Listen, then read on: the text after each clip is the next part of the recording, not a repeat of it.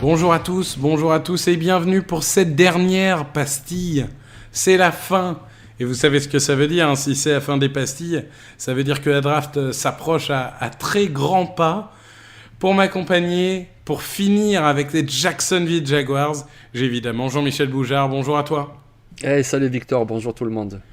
Et cette émission, vous en avez l'habitude maintenant, vous est présentée par Wilson, la marque fabrique de Duke, le ballon officiel de la NFL. Ces lacets sont uniques et brevetés. Vous ne les retrouvez sur aucun autre ballon de foot américain. Le ballon The Duke, vous le retrouvez sur decathlon.fr. Donc, on disait Jacksonville Jaguars number one. Il y a des besoins. Il y a même beaucoup de besoins pour une équipe qui a fini à une victoire pour 15 défaites l'année dernière. Un nouvel entraîneur, le très médiatique Urban Meyer. Explique-nous quels sont les principaux besoins de cette équipe pour la saison 2021. Je sais pas, je peux te lister tous les postes si tu veux. Parce qu'en gros, il y a des besoins en attaque, en défense, il y a des besoins de partout, à tous les rideaux, à tous les secteurs, dans toutes les escouades. Donc là-dessus, à la limite, je pense qu'ils peuvent même pas se tromper tellement il y a de besoins dans cette équipe-là. Donc évidemment, le premier, alors c'est pas forcément le plus gros des besoins, puisque Gardner Minshew a montré de bonnes choses, mais bon, quand tu as le premier choix de la draft et qu'en plus tu as un talent comme Trevor Lawrence, a priori ils vont se diriger là-dessus. Mais ensuite, il faudra améliorer la ligne offensive, il faudra améliorer les cibles, sans doute le jeu de course, et puis alors la défense, je t'en parle même pas. Ils ont terminé 30e en run stop, 31e en sac. Il y a vraiment tout à reconstruire dans cette équipe. Oui, globalement, il y a des potentiels. Il y a du Laviska Shenault, du Shark, il y a du Robinson, le coureur évidemment.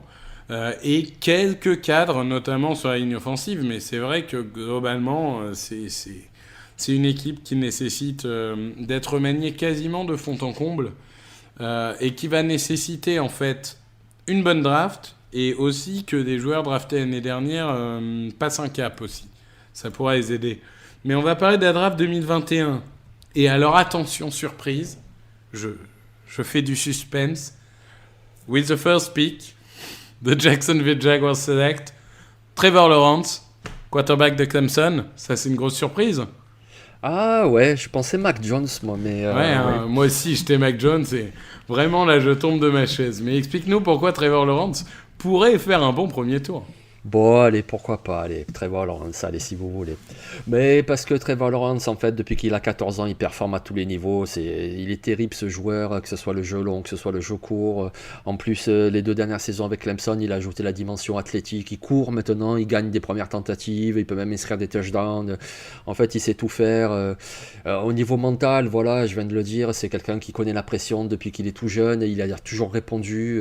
Alors, je suis pas en train de dire qu'il est parfait, mais pourquoi on en parle autant ? C'est parce que ça fait quand même des années et des années qu'on n'a pas vu un quarterback sortir des rangs universitaires avec un tel niveau, que ce soit au niveau mental, que ce soit au niveau sportif. Il a vraiment tout, quoi. Donc je vois pas comment il pourrait passer outre, c'est impossible. Et je vois même pas comment ce joueur pourrait ne pas réussir en NFL, même si forcément il aura une équipe beaucoup moins forte que ce qu'était Clemson au niveau universitaire.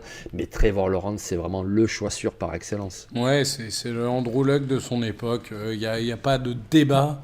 Je veux dire, personne n'imagine. Et ce qui est quand même terrible, c'est qu'à la draft, ils vont quand même attendre que l'horloge des 10 minutes arrive jusqu'à 4 secondes pour nous dire qu'ils sélectionnent Trevor Lawrence.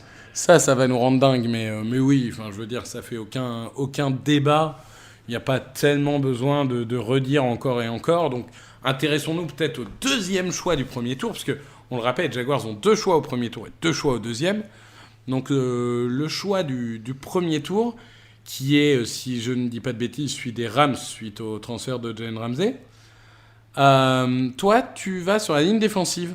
Tu prends Christian Barmore. Oui, effectivement. Alors, il pourrait partir dans d'autres directions, comme la ligne offensive, par exemple. Mais je pense que la défense, quand même, c'est une priorité dans cette équipe. De toute façon, l'entraîneur Urban Meyer l'a déclaré. Il faut reconstruire la défense. Et puis, il a dit surtout qu'une défense, ça se construit par la ligne. Ensuite, il y a un coordinateur défensif qui s'appelle Joe Cullen et qui était, avec les Ravens, coach de ligne défensive. Ils ont embauché un coach de ligne défensive qui s'appelle Tosh Lupoy et qui, lui, a coaché à Alabama. Donc, je m'excuse, mais tous les signes pointent vers Christian Barmore. Je veux dire, ils vont passer dans un système en 3-4 et quand tu regardes les joueurs qui sont là sur leur ligne, alors bon, ok, il y a quelques bons joueurs comme Davon Hamilton, comme le Jawad Ward, comme le buzz du premier tour Taven Bryan, qui peut-être dans un système 34 sera un petit peu meilleur, mais il leur manque quand même un joueur vraiment d'impact et ça, c'est Christian Barmore. Parce que c'est un joueur qui défend très bien la course, un joueur qui peut mettre la pression, un joueur qui a été très bien formé à Alabama. Et moi, je pense que dès le deuxième choix du premier tour, ils vont aller en défense et je pense sur la ligne défensive. Oui, c'est un choix qui fait du sens. C'est vrai que ce front seven, finalement, il pourrait être intéressant parce qu'il y a quand même Josh Allen, qui est un excellent joueur. Il y a Miles Jack, qui est un excellent joueur. Et il y a K'Lavon Chaisson, recruté au premier tour l'année dernière, dont on attend toujours de voir s'il est un bon joueur. Moi, je vous avais annoncé que c'était un bust. Pour l'instant, j'ai raison. Mais quoi qu'il arrive, bon voilà, c'est un front seven qui a du talent. Il manque quelque chose pour le solidifier. Et c'est vrai que le recrutement de Barmore, ça fait du sens. Moi, j'ai été parti dans une autre direction qui sera peut-être un peu moins populaire chez les fans. C'est Trevon Moehrig, de safety. Alors, je sais que les safeties sont moins considérés que d'autres et qu'au premier tour, c'est pas forcément les joueurs les plus regardés. Mais Trevon Moehrig, moi, j'adore. J'adore. C'est un joueur, pour moi, c'est un free safety comme on n'en a pas tous les ans, pour le coup. Il est vraiment excellent en couverture de passe. Il dévie, il intercepte. Il se trompe rarement. Il peut couvrir tout seul un joueur. Il peut aider à couverture les cornerbacks. C'est un joueur qui va être utile pour tout le monde. Parce qu'il va permettre aux jeunes cornerbacks de performer et il va permettre à la défense d'être plus cohérente. Donc c'est 25 pour moi, c'est à peu près sa valeur à la draft. Et du coup, j'ai envie de dire, faut foncer quand on peut avoir de tels talents. Tu l'as dit, globalement, l'effectif, t'es à reconstruire de A à Z. Donc moi, je vais sur le meilleur talent disponible et autour de 25, je pense qu'il y a de grandes chances que ça soit Trevon Moehrig. Ah oui, c'est un très bon joueur. Moi, je l'aime beaucoup aussi. Oui. Et je pense que c'est un futur grand NFL, effectivement.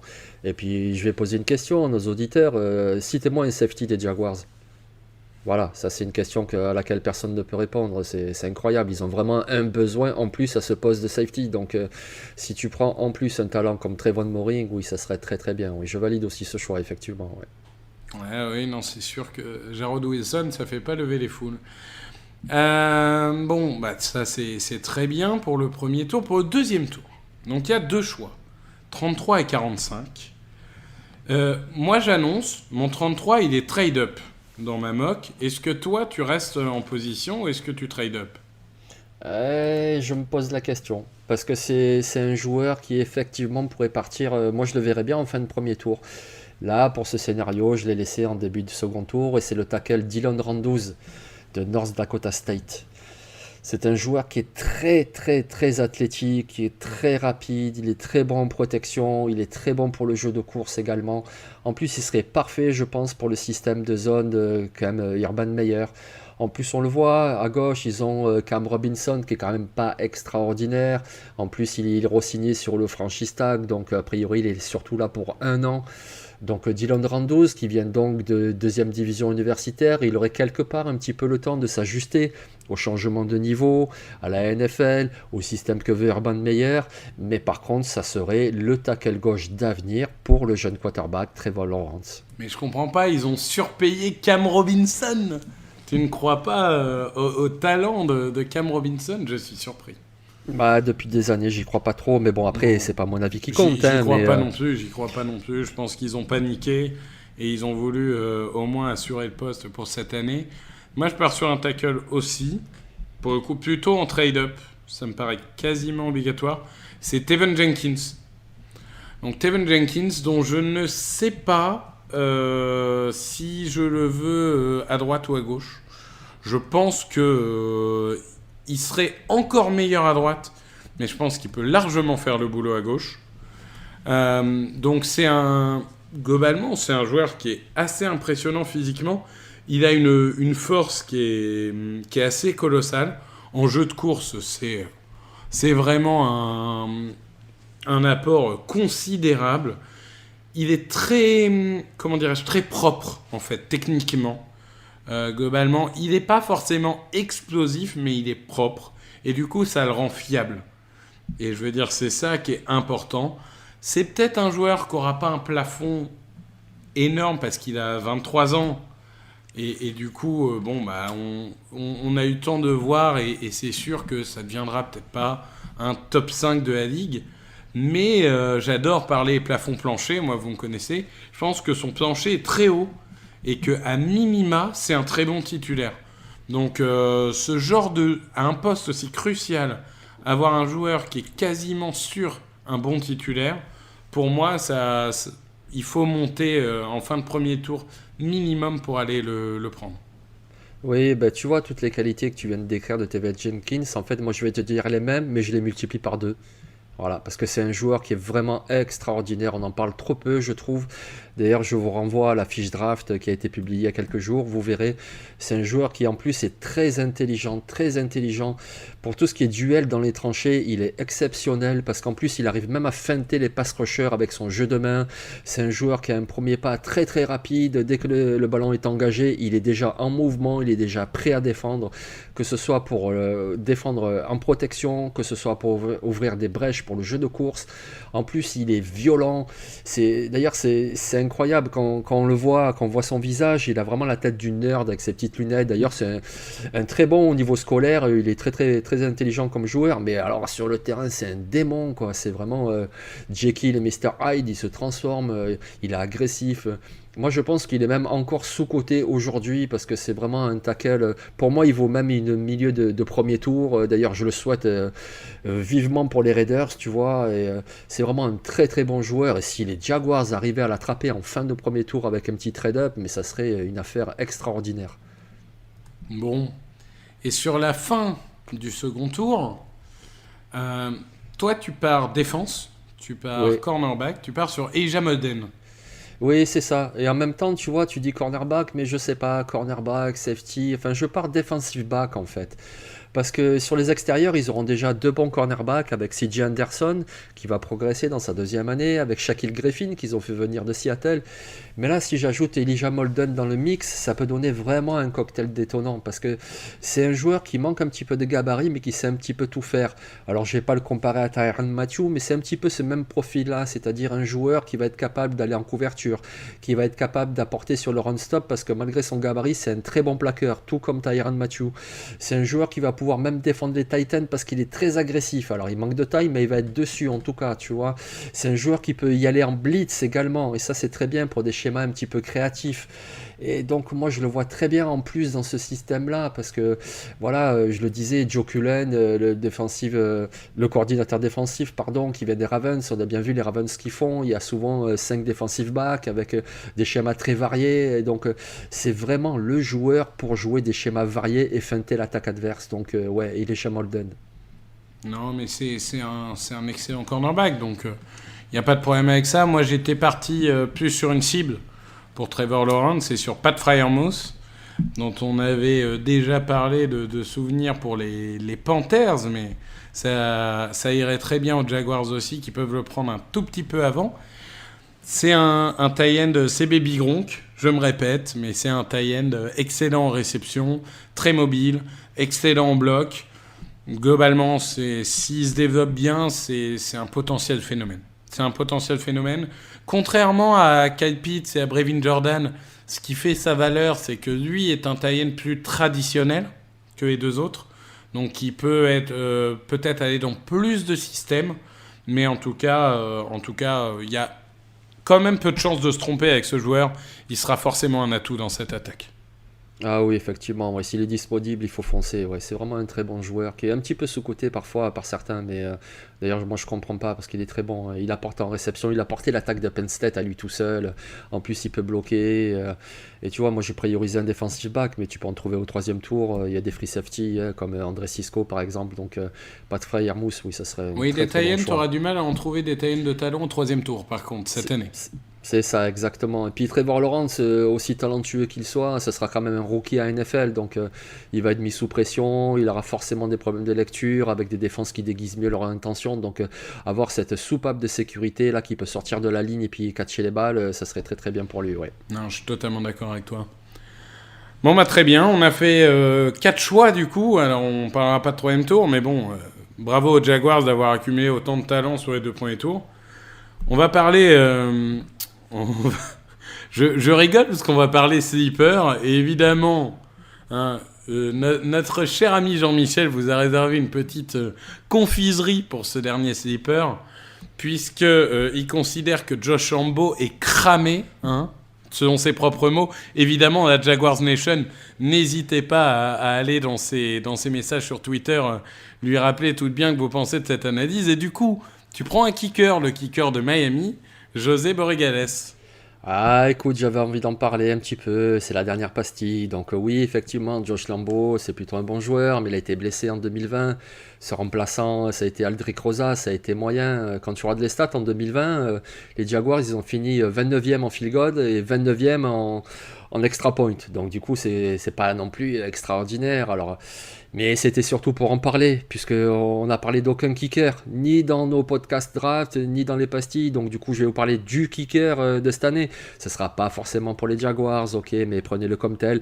Parlez d'un kicker. Il y en a un qui vaut vraiment le coup cette année, qui je pense sera drafté. Alors, évidemment, personne ne fera la bêtise comme avec Aguayo et les Buccaneers. Il sera pris au 6e tour, sans doute, pas avant. Mais c'est José Borregales de Miami. C'est un joueur qui en 2020 a fait 37 sur 37 en transformation de touchdown. C'est un joueur qui a fait 20 sur 22 en field goal. C'est vraiment le kicker de cette année. Donc voilà, c'est pour ça que je voulais le mettre un petit peu en lumière. Ouais, l'autre nom que... Alors, je suis pas un spécialiste des équipes spéciales, mais l'autre nom qu'on voit souvent arriver, c'est Evan McPherson de Florida. Donc, après, je sais pas... je sais pas ce que ça donnera, mais oui, je pense que les temps où les kickers étaient pris au premier tour, comme Janikowski, hein, qui a fait une belle carrière, mais ou au deuxième comme Aguayo, sont un peu finis. Donc ça sera en effet en fin de draft, et c'est bien d'en parler. Moi, là, alors pour le coup, mon dernier sleeper, c'est vraiment un sleeper de début de troisième jour, parce que je pense pas qu'il passera le 4e tour, peut-être au tout début du 5e tour. C'est Keith Taylor. Je sais pas si toi tu le vois plus loin, mais je pense que globalement c'est un joueur qui va séduire du monde. Il vient de Washington comme Elijah Molden, et il s'est notamment pas mal montré au Senior Bowl. C'est un joueur qui est intéressant dans le sens où c'est pas un monstre physique, c'est pas un monstre athlétique, c'est pas le joueur le plus rapide, donc forcément il était passé un peu sous le radar. Mais finalement, on a bien vu que il avait de l'instinct. On l'a vu au Senior Bowl, et il peut se développer comme un très très bon cornerback. Après, ce qui lui manque, c'est la constance. Parfois, il déconnecte, et comme il n'est pas explosif, il peut pas vraiment se rattraper. Et donc, il peut coûter des gros gains à son équipe. Donc, c'est encore un joueur qui doit se développer. Mais pour autant, je trouve qu'il est un peu dans l'ombre de Molden, mais ça reste un cornerback utile, Keith Taylor. Oui, effectivement. Ben, il est dans l'ombre de Molden parce que de toute façon, Molden, il met dans l'ombre un peu tout le monde, quoi. Parce que Molden, c'est un vrai playmaker. Et c'est un petit peu ça qui manque à Keith Taylor, c'est le côté playmaker.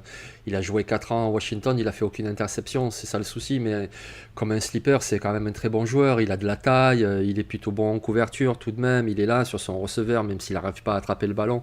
Et comme tu dis, on l'a vu au Senior Bowl, c'est un bon joueur. Donc en fin de draft, moi je pense, oui, au 5e tour par exemple, peut-être en fin de 4e. Mais oui, ce serait un bon joueur pour une équipe où il y a vraiment des besoins de défense.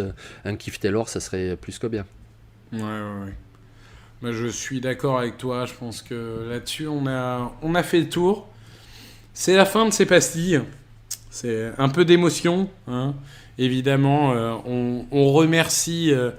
déjà, je te remercie Jean-Michel, mais aussi évidemment Alexandre, Grégory, donc, et toute équipe draft qui travaille chaque jour sur des fiches.